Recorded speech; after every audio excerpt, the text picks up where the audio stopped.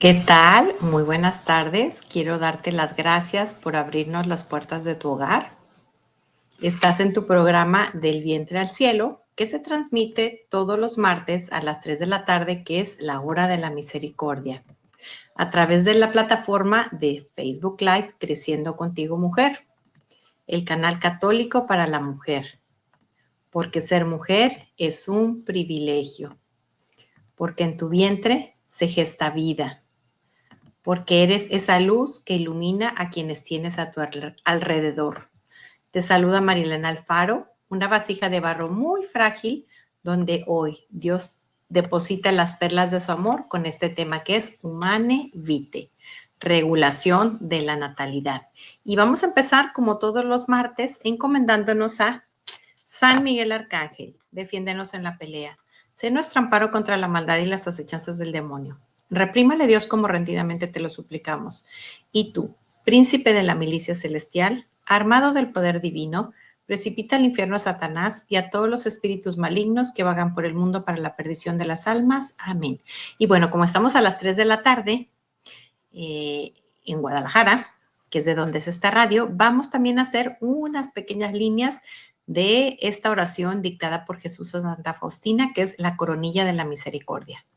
Padre eterno, te ofrezco el cuerpo, la sangre, el alma y la divinidad de tu amadísimo Hijo nuestro Señor Jesucristo, en reparación de nuestros pecados y los del mundo entero.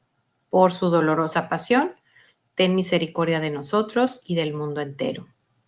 Santo Dios, Santo fuerte, Santo inmortal, ten misericordia de nosotros y del mundo entero. Bueno, quiero contarte un caso de la vida real. Hace unos días vi lamentablemente un video de una jovencita que se está maquillando, se está arreglando, obviamente era de una página Provida, y entonces está invitando a las personas a que la acompañen a ir a abortar, a eliminar la vida de su hijo en el vientre. Y tenía muchísimas vistas, muchísimos likes, y parece que no es el único video que fue hecho con esta intención. Entonces, yo quisiera que hoy hiciéramos una reflexión sobre la sexualidad. Lamentablemente, ya la anticoncepción, pues es la puerta que abre el aborto, pero el aborto se está viendo como una forma de anticoncepción. Y yo quisiera que hoy habláramos de este tema tan bonito, explicado de una forma tan sencilla en la Humane Vitae, cómo se regula la natalidad. Esta encíclica pues fue escrita cuando estaba por comenzar la anticoncepción, y la escribió San Pablo VI.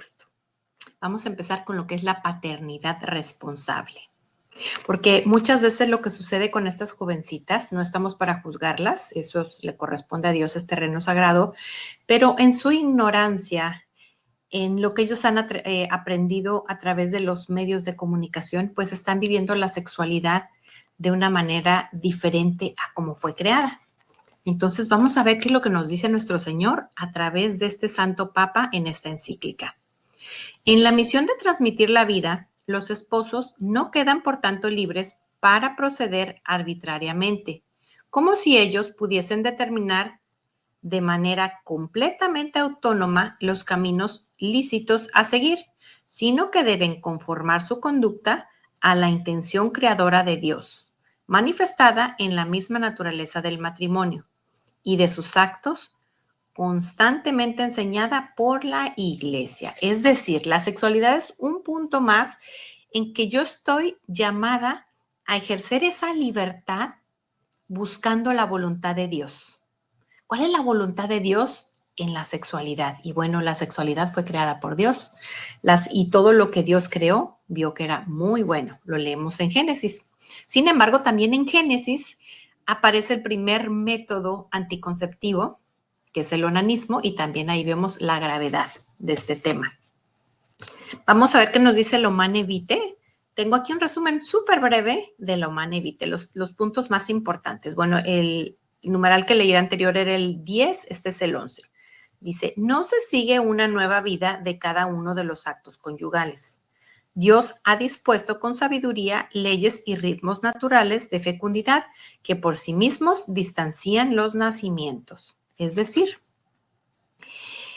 si Dios hubiera querido que fuéramos esos padres como conejitos con un hijo tras otro o uno por cada brazo conyugal, casi casi un hijo más, pues nos hubiera hecho fértiles a las mujeres todos los días. El hombre por naturaleza es fértil, llegando obviamente a la edad de la adolescencia todos los días. Sin embargo, la mujer está sujeta a su ciclo. Y aproximadamente si una mujer, su ciclo es de 28 días, el día 14 es el día de la ovulación y el óvulo puede vivir 24 horas. Pero ¿qué es lo que sucede? Que si tiene un abrazo conyugal, esa semilla de papá puede sobrevivir hasta varios días. Uy, ahorita se me fue el dato y no lo quisiera decir mal. Esperando la salida del óvulo. Entonces, por eso es que el periodo de fecundación no es, el periodo fértil no es nada más esas 24 horas en que está vivo esa semillita de mamá que es el óvulo.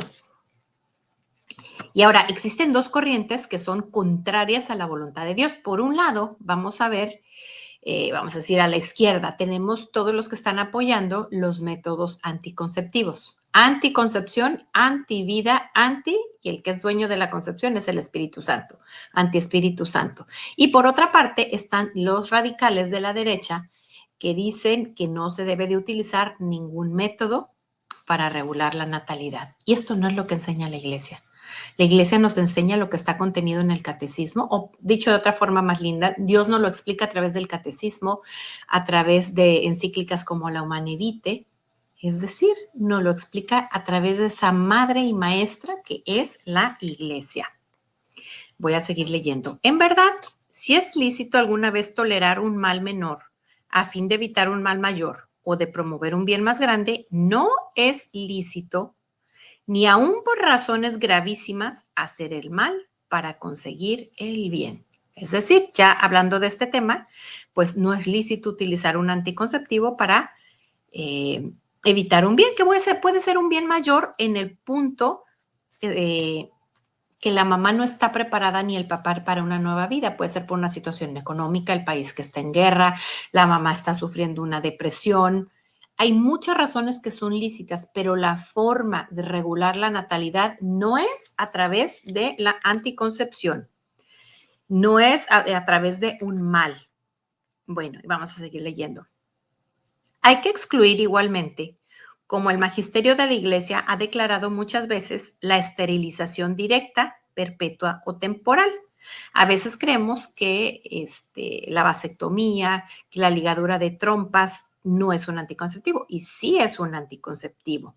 Dice tanto en el hombre como en la mujer. Queda además excluida toda acción que, o en previsión del acto conyugal, es decir, antes de, o en su realización, porque bueno, en previsión antes de podría ser un método hormonal, píldora, dispositivo, implante, inyección, anillo, parche, o en su realización podría ser aquí, por ejemplo, un preservativo, puede ser ahorita se me olvidó, es como un óvulo,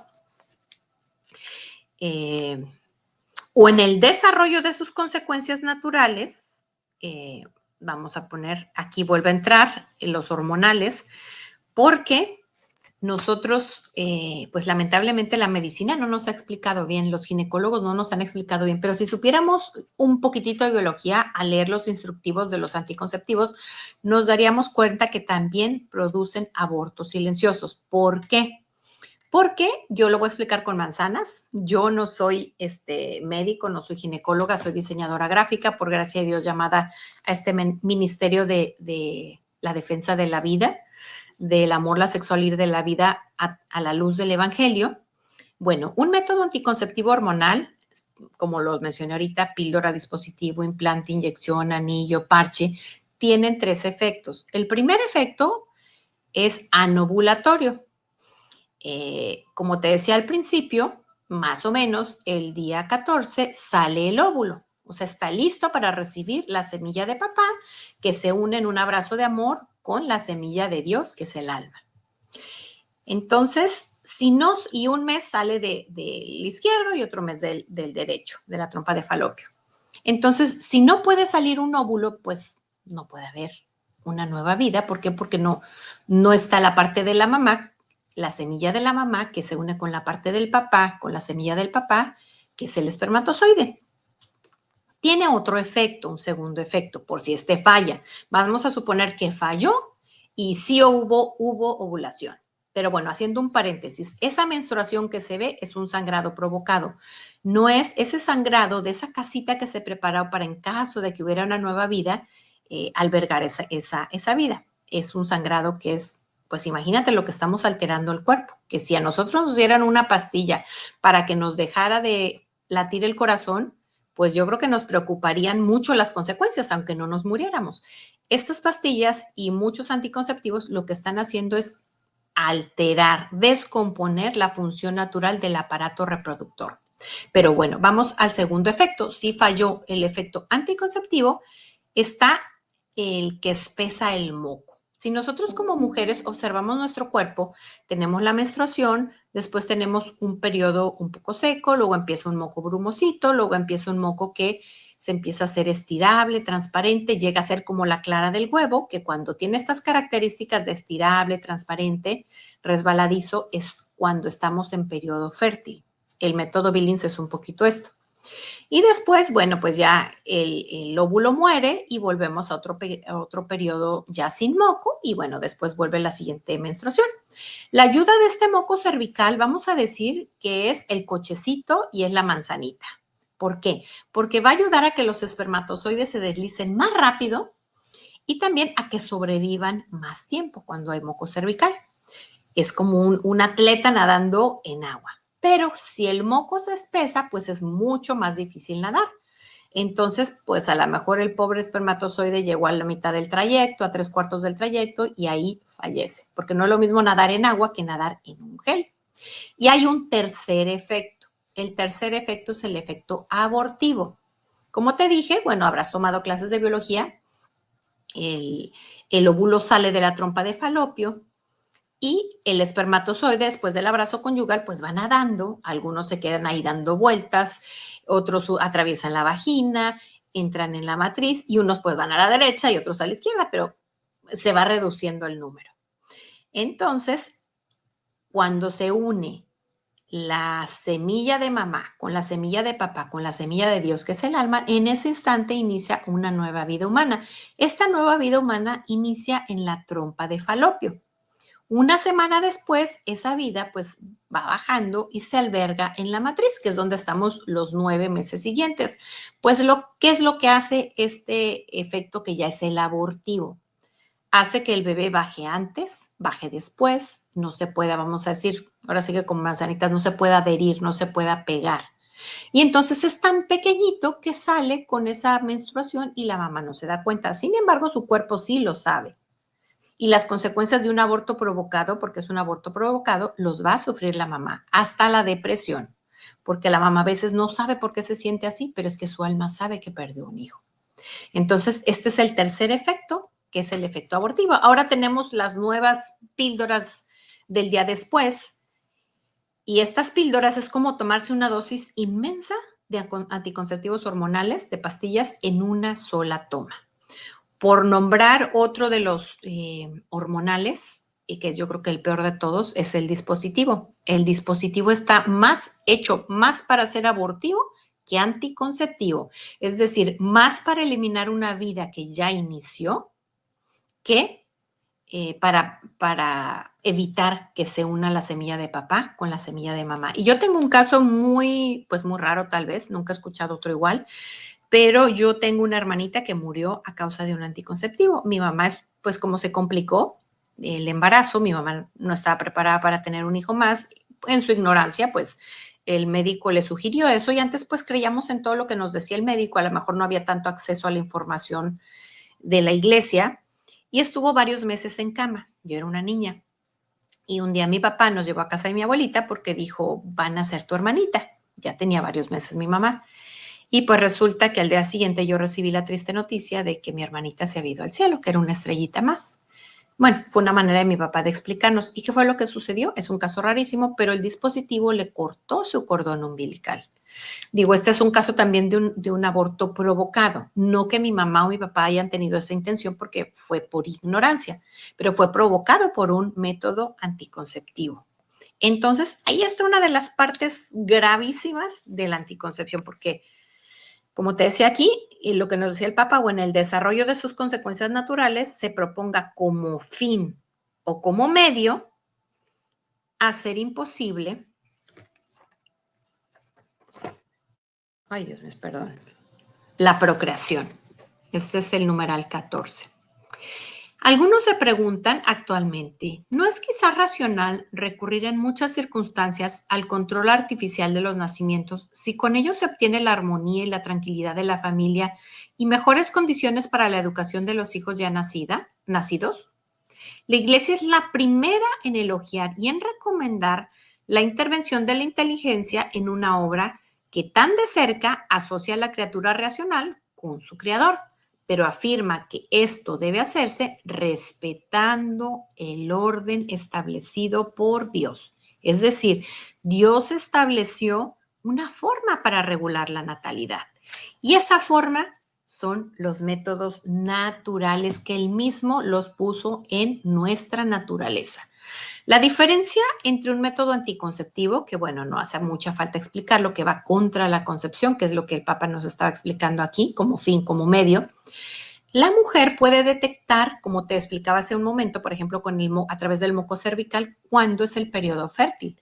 Se puede a través de muchos medios, como es tomándose la temperatura, con la saliva, con la orina, y todos creen o muchas personas en su ignorancia creen que el único método natural es el ritmo, y es el que más falla, porque ese es un cálculo matemático. Más o menos se calcula qué días del mes, tomando en cuenta pues los diferentes, por ejemplo, si tiene un periodo de 28, otro de 30, otro de 35, otro de 26, se toma como una estadística.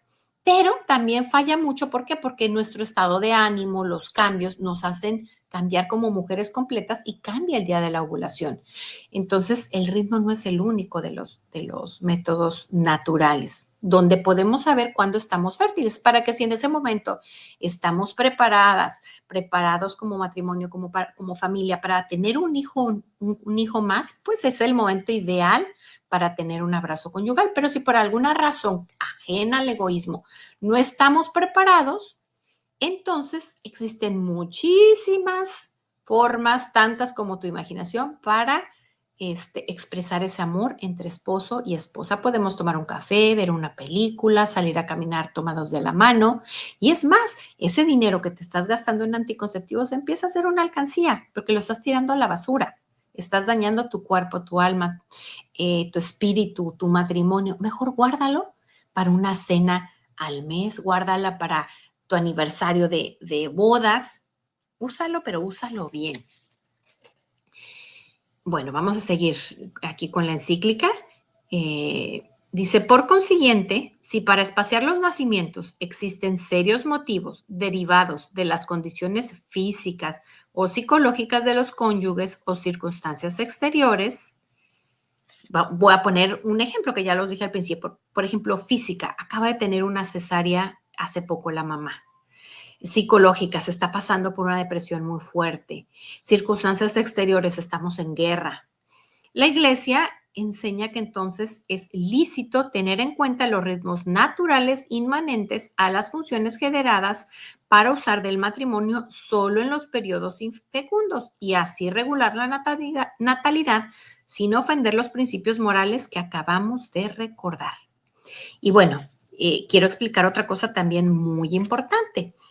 Esto puede ser por tiempo indefinido, porque si Dios tiene un plan especial con cada matrimonio. Algunos están hechos para tener un hijo, otros 3, otros 7, otros 13, no sé, son circunstancias diferentes. Pero lo importante es que descubramos la voluntad de Dios en nuestro matrimonio, inclusive en cuántos hijos tener y qué tanto espaciarlos, porque cada matrimonio es diferente. Y a veces se nos olvida esa promesa que hicimos en el altar. Y aquí es a lo que se refiere, traer al mundo los hijos que Dios me dé, los hijos que Dios me quiera dar. Entonces vamos a suponer que ya platicamos esposo y esposa en presencia de Dios y creemos que ya llegamos al número de hijos que podemos criar. Entonces, indefinidamente, hasta que, bueno, se acabe el periodo de fertilidad de la mujer, del hombre, que es un poco más largo, podemos usar estos periodos infecundos todo el tiempo. Y sabemos que si todos los métodos fallan, y los que más fallan son los anticonceptivos, si Dios nos quiere mandar un regalo, nos lo va a mandar. Pero bueno, voy a seguir leyendo este brevísimo resumen. La Iglesia es coherente consigo misma cuando juzga lícito el recurso a los periodos infecundos, mientras condena siempre como ilícito el uso de medios directamente contrarios a la fecundación, dígase en otras palabras, anticonceptivos. Aunque se haga por razones aparentemente honestas y serias, puede tener las mismas razones que di, que bueno, hay muchísimas, ¿verdad? Pero hay una diferencia abismal entre utilizar un método natural y uno artificial. En realidad, entre ambos casos existe una diferencia esencial. En el primero, los cónyuges se sirven legítimamente de una disposición natural. En el segundo, impiden el desarrollo de los procesos naturales. O sea, ahí está la diferencia. Es verdad que tanto en uno como en otro caso, los cónyuges están de acuerdo en la voluntad positiva de evitar la prole por razones plausibles, buscando la seguridad de que no se seguirá. Pero es igualmente verdad que solamente en el primer caso renuncian conscientemente al uso del matrimonio en periodos fecundos cuando por justos motivos la procreación no es deseable. Y no es que no se desee un hijo, es que no hay las condiciones adecuadas. Y se hacen uso después en los periodos agenésicos, es que son palabras un poquito complicadas, para manifestarse el afecto y para salvaguardar la mutua felicidad. Obrando así en ellos, dan prueba de un amor verdadero e íntegramente honesto. Sumanevite 16. Recordemos que el abrazo conyugal tiene dos funciones, no solamente la procreativa, también está la expresión del amor, que es una forma, una unión, yo creo que la más íntima que existe entre un hombre y una mujer, y es exclusiva para quienes hemos recibido el sacramento del matrimonio, es decir, la bendición de Dios. Ahora bien, vienen aquellas dudas, bueno, ¿y qué pasa si tengo un problema médico?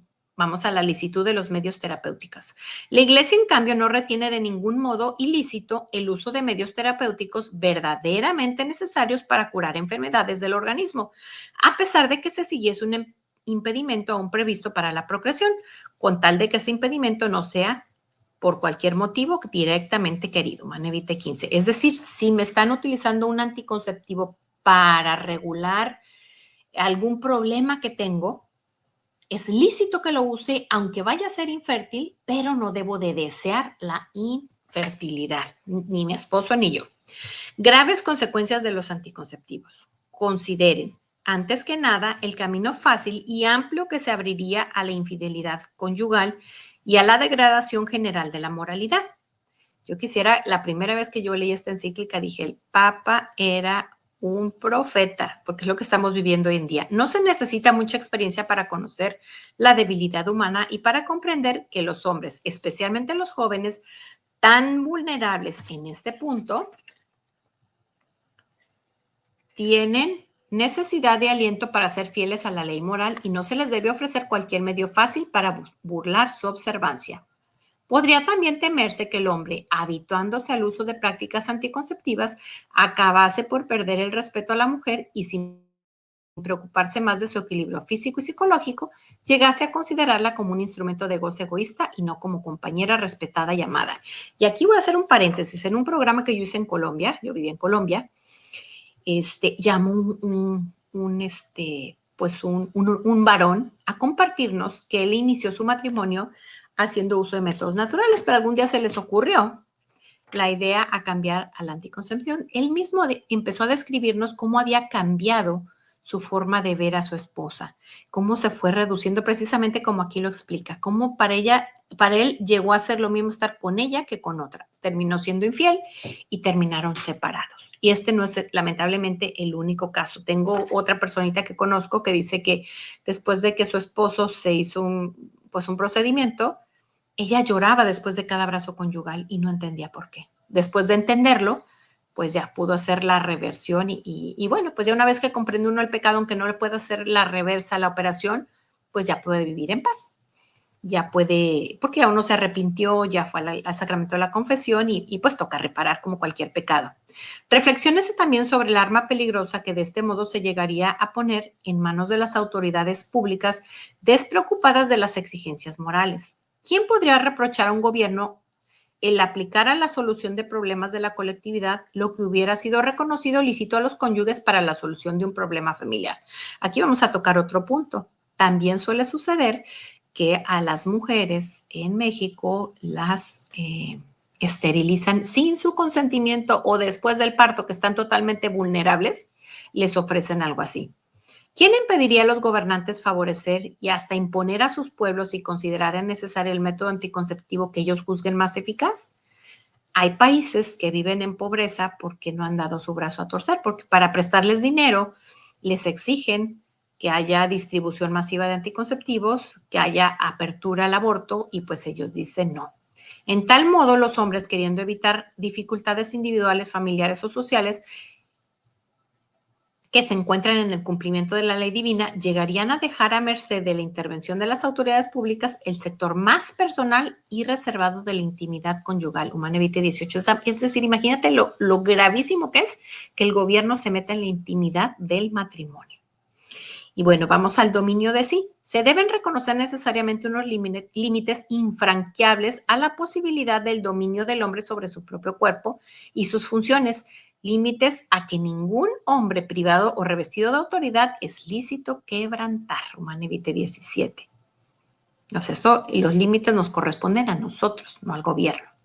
La iglesia madre y maestra. Se puede prever fácilmente que estas enseñanzas no serán quizás fácilmente aceptadas por todos. Son demasiadas las voces, llámese cultura de la muerte, llámese todos los medios, ampliadas por los modernos medios de propaganda que están en contraste con la iglesia. A decir verdad, esta no, es decir, la iglesia, no se maravilla de ser a semejanza de su divino fundador, llámese Jesús, signo de contradicción, pero no deja por esto de proclamar con humilde firmeza la ley moral, natural y evangélica. La iglesia no ha sido la autora de estas, ni puede por tanto ser su árbitro, sino que solamente su depositaria e intérprete. Es decir, la iglesia no está inventando esto, nos está repitiendo, nos está explicando la naturaleza del amor, la sexualidad y la vida, sin poder jamás declarar lícito lo que no es por su íntima e inmutable oposición al verdadero bien del hombre. Humane Vitae 18. Entonces, bueno, pues yo creo que tenemos que dar fin al programa y bueno, recordemos que, como hablamos al principio, a lo que llegamos a hacer, que ya imagínate, ya el pecado de quitarle la vida a un ser humano que es tu hijo, ya no da pena, ya se exhibe, ya se aplaude. Entonces, yo creo que es momento de hacernos una pregunta para hacer vida, es si yo, o qué es, cómo puedo vivir la sexualidad con la pureza con que Dios la creó, dependiendo de mi estado de vida. Y hay que recordar también que el placer fue querido por Dios, el orgasmo es querido por Dios, es un sacramento. Y el esposo recibe gracias a través de la esposa y la esposa a través del esposo. Pero bueno, como se nos terminó el tiempo, vamos a terminar haciendo una oración a la pureza, pidiendo a la Virgen, pidiendo a todas esas santas que murieron siendo mártires como Filomena, por guardar ese pudor, esa castidad. Bendita sea tu pureza y eternamente lo sea, pues todo en do se recrea en tan graciosa belleza. A ti, celestial princesa, Virgen Sagrada María, yo te ofrezco en ese día alma, vida y corazón. Mírame con compasión y no me dejes, Madre mía. Pues quiero darte las gracias por habernos abierto las puertas de tu hogar y recordar que pues solamente somos vasijas de barro y tú no sabes si compartiendo este programa puedes ayudarle a alguien que está viviendo en pecado para que viva la sexualidad como Dios la creó, para que vuelva a esa pureza, a esa castidad, porque la castidad y la pureza se viven también en el matrimonio. Y tú, mujercita, si has pasado de cama en cama, no estamos aquí para juzgarte, pero sí yo te invitaría a que te preguntes una cosa. ¿Qué es lo que estás buscando en el hombre? ¿A quién estás buscando? Porque muchas veces lo que buscamos es el papá que nos hizo falta, es la protección que necesitamos o estamos buscando amor. Y ese amor solo se encuentra en Dios, solamente Él lo puede llenar. Vamos a pedir al Padre también que llene sus vacíos de papá. Y bueno, nos vemos con el favor de Dios la próxima semana. Gracias.